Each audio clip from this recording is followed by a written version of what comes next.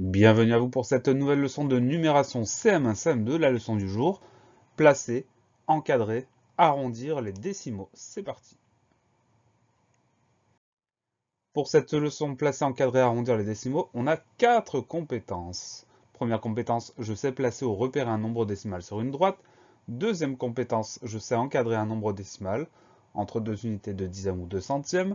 Troisième compétence, je sais arrondir un nombre décimal à l'unité, au dixième, au centième. Quatrième compétence, je sais intercaler un nombre décimal entre deux unités, de dixième, de centième. Voyons tout ceci en détail. On commence par la première partie évidemment, placer ou repérer un nombre décimal sur une droite. Pour placer ou repérer un nombre décimal sur une droite, je dois. Voici la méthode. Je commence par regarder comment la droite est graduée, soit en dixième, soit en centième, soit en millième. Une fois que j'ai repéré cette indication, je compte le nombre de graduations, puis je repère ou je place mon nombre, ça dépend de la consigne de l'exercice, repérer ou placer. Un exemple, là on a une jolie droite, on a le 9, le 10. Entre le 9 et le 10, on remarquera qu'il y a des graduations épaisses, noires, qu'on voit bien. Ces graduations, elles permettent de délimiter 10 parties dans l'unité, donc là ce sont des dixièmes. Ensuite, on remarquera aussi qu'on a d'autres graduations avec des traits gris très serrés, ce sont des centièmes. Mais là, la flèche, vous la voyez, la flèche entre le 9 et le 10, l'exercice est repérer quel nombre correspond à la flèche. Donc la flèche, elle est sur une graduation noire, ça veut dire qu'on est chez les dixièmes. Je pars du 9, je compte combien il y a de dixièmes, ça me donne 9,7. La droite est graduée en dixièmes, mon nombre est 9,7, pas de souci. Deuxième partie, encadrer un nombre décimal. Donc la méthode est la suivante. Pour commencer, je regarde la précision de l'encadrement demandé entre deux unités, de dixièmes, de centièmes. Ensuite, je regarde le chiffre correspondant à l'encadrement demandé et je coupe le nombre au niveau de ce chiffre. Ça me donne l'encadrement de gauche. Une fois que j'ai fait ça, j'avance d'un chiffre, ça me donne l'encadrement de droite. Tout ça, c'est bien joli, mais avec un exemple, c'est... Regardez bien.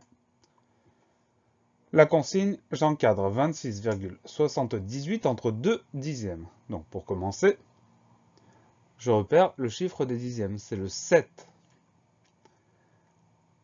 Je coupe au 7, ça me donne l'encadrement de gauche. Donc 26,7 à gauche. Une fois que j'ai le 26,7, j'avance d'un chiffre chez les dixièmes, ça me donne l'encadrement de droite, 26,8. Ce qui me donne 26,78 est encadré entre 26,7 et 26,8. Donc si on récapitule, 26,78 à encadrer entre deux dixièmes, je coupe au dixième, ça me donne le chiffre de gauche, 26,7, le nombre de gauche, 26,7, et j'avance d'un dixième, ça me donne le nombre de droite, 26,8.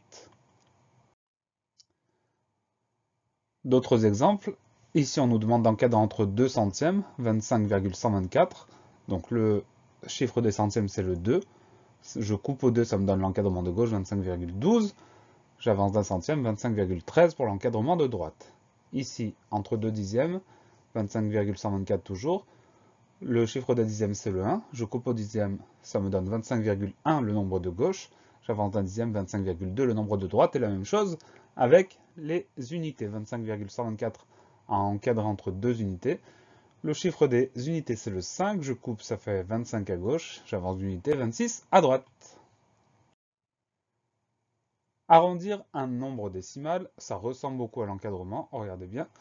Je regarde la précision demandée. Est-ce que je dois arrondir à l'unité, au dixième ou au centième? Je procède comme pour l'encadrement. Ça veut dire que je coupe au niveau de ce qu'on me demande. Je choisis le nombre d'encadrement le plus proche de mon nombre de départ. Une fois que je l'ai encadré, je vois si mon nombre est plus près de l'encadrement de gauche ou de l'encadrement de droite. Pour ce faire, je regarde le chiffre du rang d'après. Si le chiffre est 1, 2 ou 3 ou 4, c'est le nombre de gauche. Si c'est 6, 7, 8, 9, c'est celui de droite. Si c'est 5, les deux sont possibles. Allez, un exemple parce que sinon, c'est pas tout. Par exemple, on me demande d'arrondir 35,62 au dixième. Première étape, je vais encadrer 35,62 entre 2 dixièmes. Donc, selon la méthode vue tout à l'heure, ça donne 35,6 à gauche, 35,7 à droite. Ensuite, je dois déterminer si 35,62 est plus près de 35,6 ou de 35,7. Pour savoir ça, je vais regarder le chiffre des centièmes. Le chiffre des centièmes, c'est le 2. Donc, comme c'est le 2, 35,62 est plus proche de 35,6. Si c'est 1, 2, 3, 4, c'est plus proche de celui de gauche. Si c'est 6, 7, 8, 9, c'est plus proche de celui de droite. Donc, dans 35,62, le chiffre des centièmes est 2. Il s'agit du chiffre du rang d'après les dixièmes. Il est donc le plus proche du nombre de gauche, 35,6.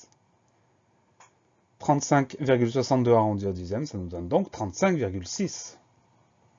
43,789 arrondi au centième, donc 43,789. Le chiffre des centièmes, c'est le 8. Je coupe au 8. Je vais avoir comme encadrement 43,78 à gauche, 43,79 à droite. Le chiffre d'après, c'est le 9. Donc, mon nombre 43,789, il est plus près de l'encadrement de droite. Ça veut dire que si on l'arrondit au centième, ça nous donne 43,79. Autre exemple, 234,628 arrondi à l'unité. 234,628, il est encadré entre 234 et 235. Le chiffre d'après, c'est le chiffre des dixièmes, c'est le 6. Donc, comme c'est le 6, mon nombre 234,628 arrondi à l'unité, il est plus proche de 235. Allez, dernière partie pour cette leçon, intercaler un nombre décimal. Entre deux nombres décimaux, je peux intercaler une infinité de nombres. Pour cela, je regarde à quel rang arrivent les nombres proposés. J'ajoute un chiffre, un rang plus loin à partir du premier nombre. Avec un exemple, ça va mieux marcher. J'intercale un nombre entre 12,4 et 12,5. Mes deux nombres arrivent au dixième. J'ai vu ça, 12,4, 12,5. Ça arrive au dixième, donc je vais ajouter un chiffre chez les centièmes à partir de 12,4. Ça peut être n'importe quel chiffre, compris entre 12,4 et 12,5. Par exemple, 12,47, ça aurait pu être aussi 12,46, pourquoi pas. La même chose, 1,72 et 1,73, j'intercale un nombre entre les deux, donc je vais ajouter un chiffre chez les millièmes.